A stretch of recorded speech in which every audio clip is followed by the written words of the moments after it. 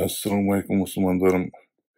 Мен осыдан бірнеше рет осыны тиктокер имам деген туралы айтқан едім, оның қателіктерін түзеген едім. Бірақ көптеген қазақтар маған онда нең бар, неге айтасың деген сияқты сөздер айтқан. Неге айтпаймын?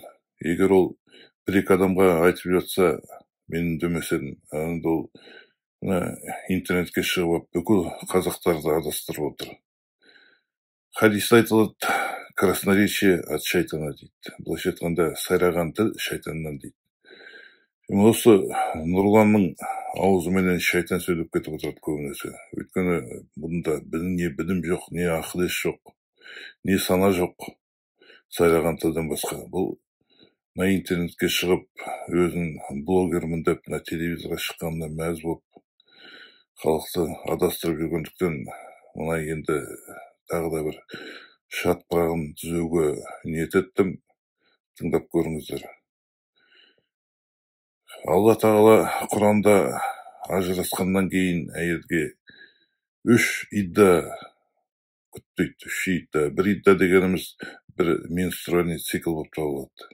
3 идда дегеніміз былайша айтқанда 3 ай. Ал енді бұл ақымақ, мына надан күйеуден ажырасқаннан кейін екінші күйеуге шыға беруіңе болады дейді. Немесе бір ай күт дейді, бір менструация күтіп шыға бер дейді. Бұндай сөзді Құранды оқымаған, не оқыса да ештеңе оқып қойған адам ғана надан адам айтады. Сондықтан мұндай ақымақ надандарды тыңдамаңыздар.